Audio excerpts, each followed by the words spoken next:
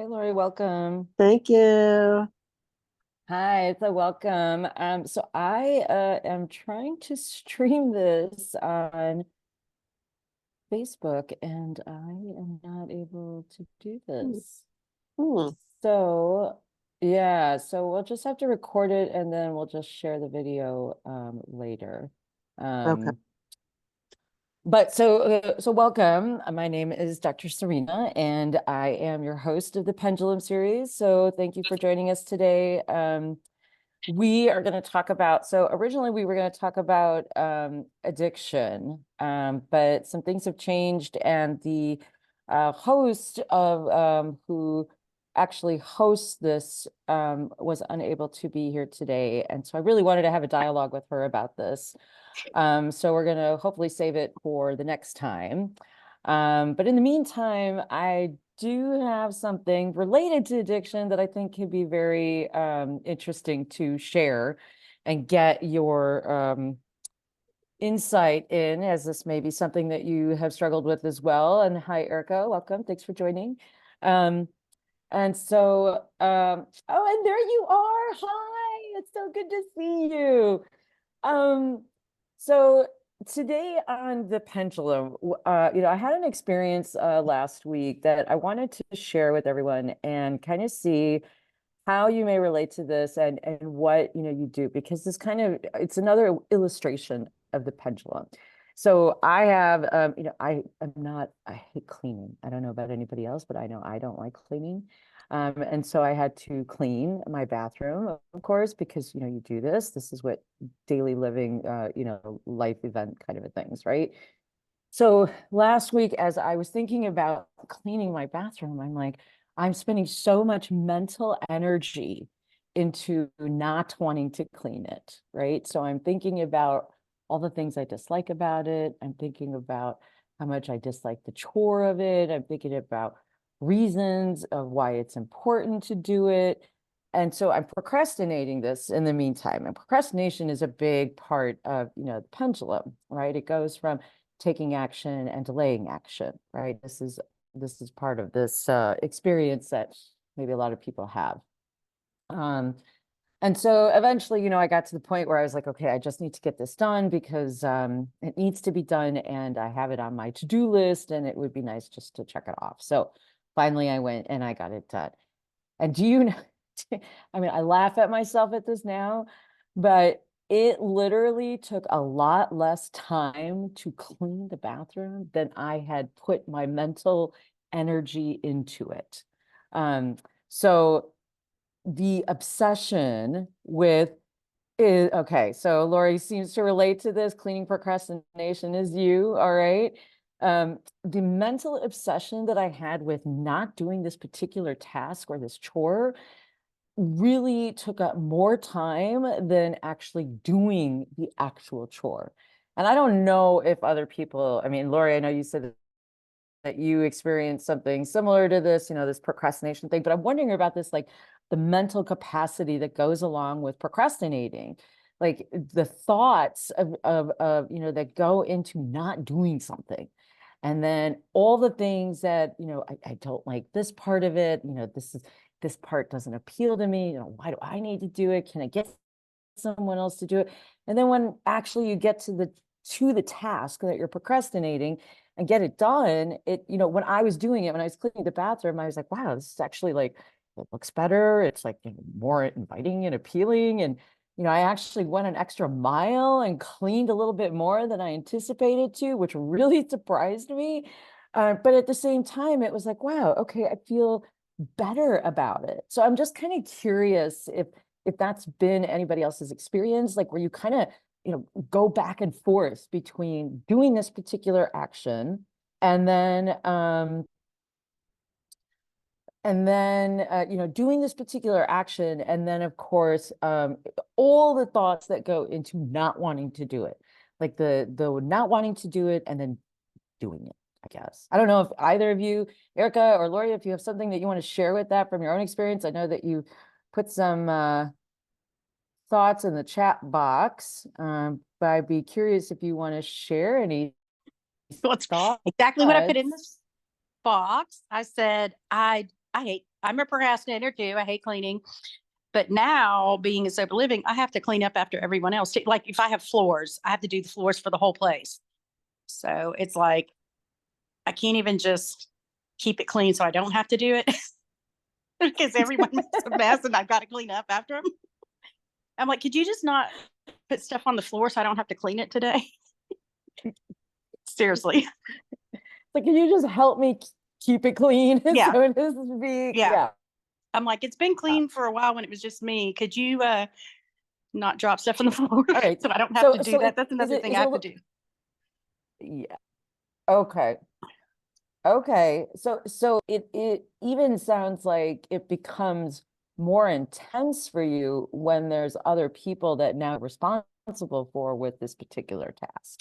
Well, because I'm on top Is of that, it's like I'm in charge of the floors. So the floors have to always be clean. And I'm like, does that mean when I see one thing, I have to clean it up? Or can I like do it every other day? Or do I have to do it every day because we're all in here together? Or I don't know. It's just, and I just hate cleaning, period. I mean, I like to have it clean. Like I like to live in a clean place and I like to have it clean, but I do procrastinate. And I do feel like you said, it's so much better in the end. It's like, why did I even waste all that time on it? Yeah, I do feel like that. Right. Okay. Yeah. So okay, Lori, I know that you said that you also agreed with this too, that you've experienced this. I don't know if you want to share. Yeah, we Sure. want to see you. There you are. Steve. Hi. Steve. Hi. Yeah, You know, this is being recorded, just so you know. that's fine. I'm the exact same way. I'm a procrastinator, and I'm a very much a to-do lister. I don't know if you remember, but post-it notes, and I always have lists. And if it's not on my list, like I have to break it down into minute detail, like clean shower, empty dishwasher, just little things. And that way it kind of gives me clarity, and it also something I can cross off my list. So then I feel like a sense of achievement, because otherwise I procrastinate and I'll just let it go. I'll look past it. But like Erica said, I like a clean environment. So Yes. Yeah, but Yeah. I'm a list and crosser offer too. Like I want my list and have everything on it and cross it off so I feel like I've achieved something for the day. Yes. Yeah, definitely. Yeah, I'm the same way. So I totally I'm like, wait, get let me that. add that to it so I can mark it out because I did do that. So let me just add that. Right. I do the same thing. Like when I get something done and it's not on my list, I'll put it on my list just so I can say that I crossed it off. Right. So I can actually just go and cross it off. I think Yeah. there's some sort of like dopamine release that happens, right? When you cross those off. Yeah. And I think because that's that feel-good chemical that we all seek.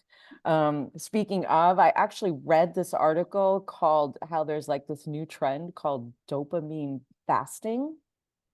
And it was referring to not substances per se, obviously, because addiction is very different and also very dopamine surging. And we'll talk more about addiction, specifically substance use disorders next time.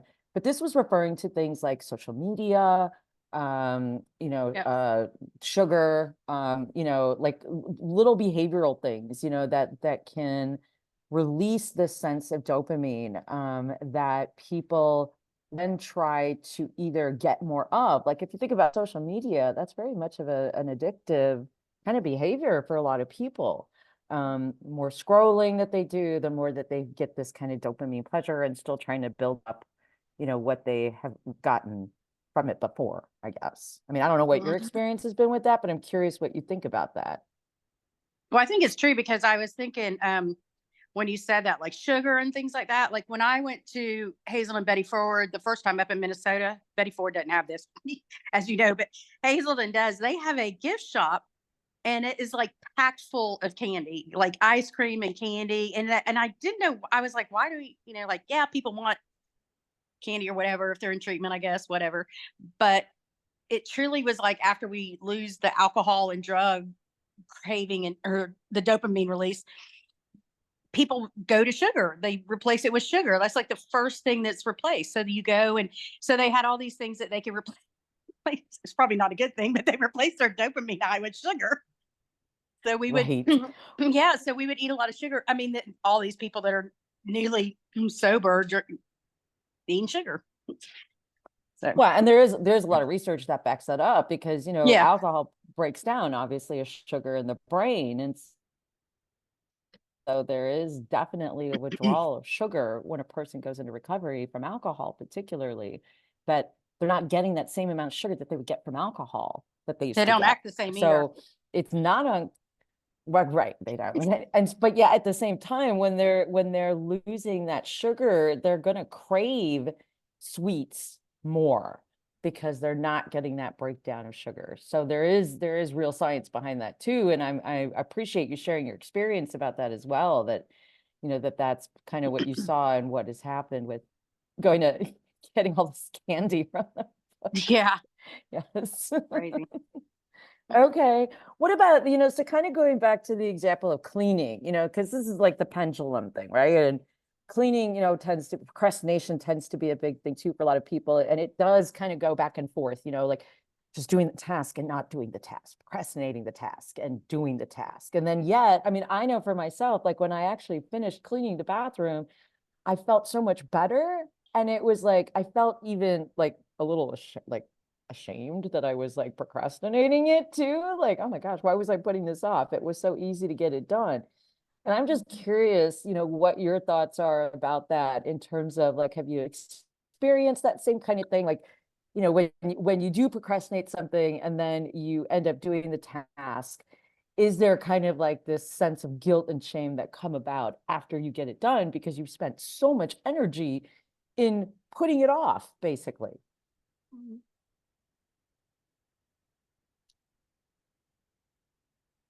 Gonna let Lori talk. Oh, you're on mute, Lori.